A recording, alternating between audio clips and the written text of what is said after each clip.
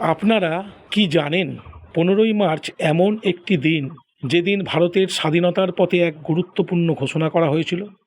শুধু তাই নয়, এই দিনেই মুঘল সম্রাট আকবর নিয়েছিলেন এক যুগান্তকারী সিদ্ধান্ত, আর জন্ম নিয়েছে ভারতের কয়েকজন উল্লেখযোগ্য ব্যক্তিত্ব।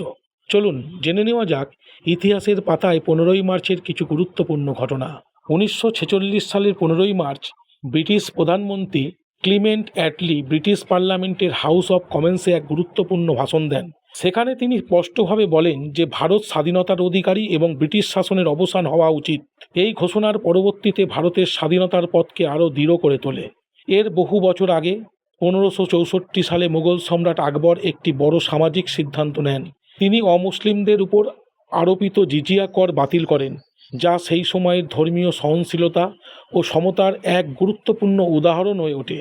এই দিনটি আরও বিশেষ কারণ 15ই মার্চ জন্মগ্রহণ করেছেন অনেক বিশিষ্ট ব্যক্তি। 1934 সালে জন্ম নেন বহুজন সমাজ পার্টির প্রতিষ্ঠাতা কাংসিরাম, যিনি ভারতের রাজনীতিতে দলিত সমাজের অধিকার নিয়ে গুরুত্বপূর্ণ ভূমিকা পালন করেছেন। 1901 সালে জন্মগ্রহণ করেন বিখ্যাত কুস্তি প্রশিক্ষক গুরু হনুমান, যিনি ভারতের কুস্তিকে আন্তর্জাতিক পর্যায়ে পরিচিত করতে বড় অবদান রাখেন। এছাড়াও 1977 সালে জন্মগ্রহণ করেন সাহসী এনএসজি কমান্ডো সন্দীপ উষ্ণীকৃষ্ণন, যিনি 2008 সালের মুম্বাই হামলার দেশের জন্য শহীদ হন। অন্যদিকে 1992 সালের এই দিনেই প্রখ্যাত সাহিত্যিক রাহি মাসুম রাজা পরলোক গমন করেন, যার সাহিত্যকর্ম আজও পাঠকদের মনে বিশেষ স্থান করে আছে। এছাড়া 25 বছর 15ই মার্চ বিশ্ব ভোক্তা অধিকার দিবস হিসেবে পালন করা হয়, যা সাধারণ মানুষের অধিকার ও সচেতনতার গুরুত্ব তুলে ধরে।